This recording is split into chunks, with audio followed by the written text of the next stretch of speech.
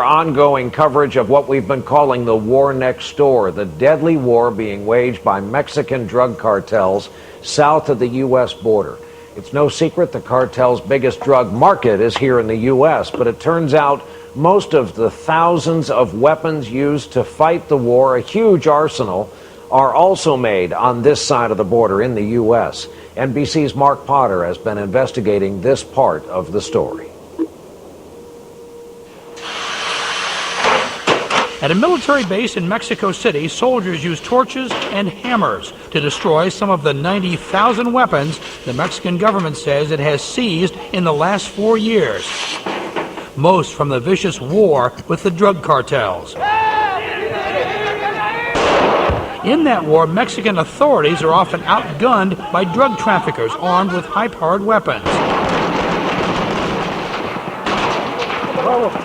American firearms agents estimate that around 80% of those weapons are purchased in the U.S. and are smuggled across the border into Mexico, where gun laws there make it much harder to buy weapons. To obtain weapons in the United States, the Mexican cartels often hire Americans with clean criminal records to buy the guns for them.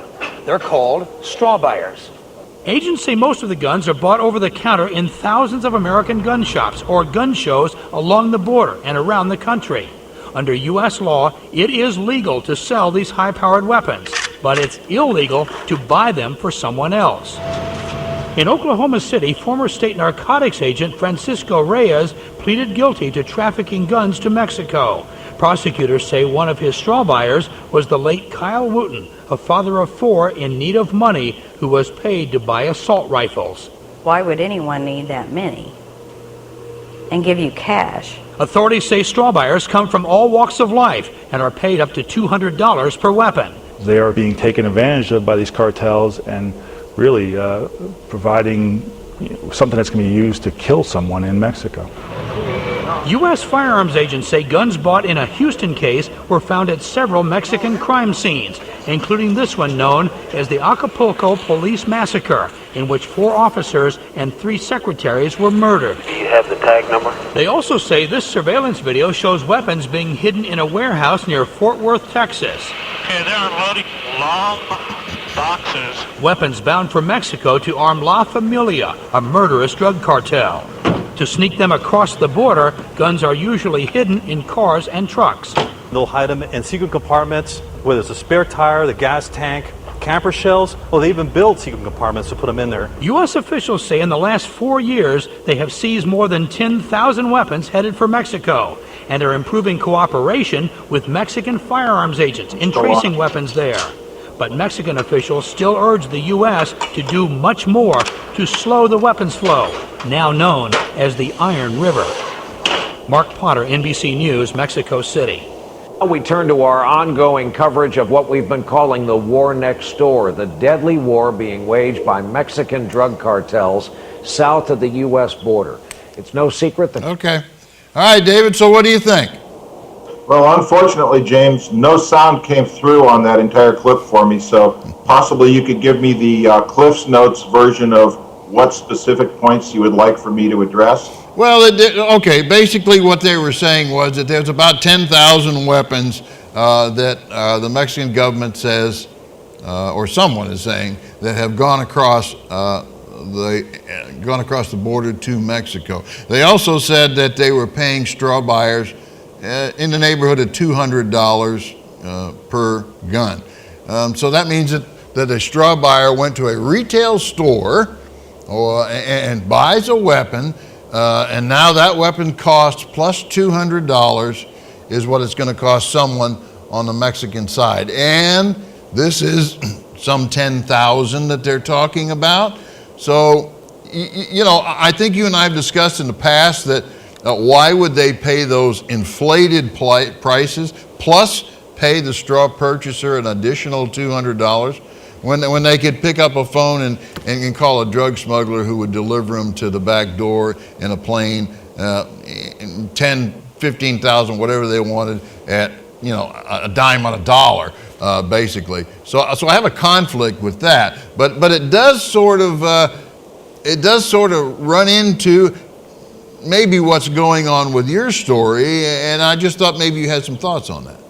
Well, I would say that, 10,000, I did a story about a year ago where I was talking about a Mexican warehouse, and I don't have it in front of me, but I think the number was somewhere in the neighborhood of 340,000.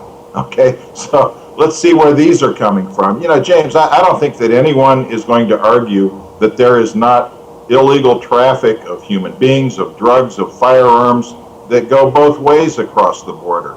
There is a porous border, and it has caused immense societal problems for both of us. Not just for the United States, but for the fact that the poor people in Mexico live in such oppressive conditions with such lack of hope that they really are losing their best and their brightest in the people who are willing to take the initiative and to buck the status quo and take risks. I would think that these would be the very people that you need to build a country and make a country a better place if and when you can deal with the astonishing level of corruption that's going on in Mexico. I think we've also discussed in the past the potential that some of these firearms that are going across the border, and when we're particularly talking semi-automatic as opposed to, the full autos that can go for 15,000 a pop, if I were a Mexican citizen, I would want to have a firearm myself just to protect myself, and I would be willing to break the law in order to protect my life and the lives of my loved ones. So, what are you going to do about that? But for the suggestion that the answer is that somehow or other, a federal government that has no legitimate moral or legal authority to restrict the right of the people to keep and bear arms. Their only charter on this constitutionally is shall not be infringed. And to suggest that somehow or other controlling you and me and restricting what we can have is going to make any difference in this whatsoever is insulting, it's absurd, it's simply a lie that's being used by people with an agenda. Right, and there's going to be more to this as weeks go on. I mean, we're going to count on you actually to bring more of that information forward. I've just gotten a couple of questions here, as a matter of fact, on the email saying, do you think that they were doing it for money, referring to the ATF and the individual agent, or was the ATF doing it to create a situation where they could get more funding from the federal government? So I'm already beginning to get a lot of information here from people who basically want to make a comment. I don't have anyone so far that has come forward and willing to give us any information that's going to prove it right or wrong. And I'm going to depend upon you, David, and I know our viewers are going to depend upon you to stay on that story, man. James, we are doing our best. I think that for the most part, what I'm going to be focusing on is trying to make sure that the politicians and the journalists do the right thing and pick off this baton, or pick up the baton that we have tried to hand them. It's kind of like you walk into the big box discount store and say, you know what, I need this piece or this item, and they say, well, I think it's back over there on aisle 17, and expect you to go get lost and you can't find it. It's like, come on, guys, we're handing you this. It's amazing. But I gotta run, David. Can't. I gotta go. Hey, thank you very much, and this is a big story, and we'll talk more about it in the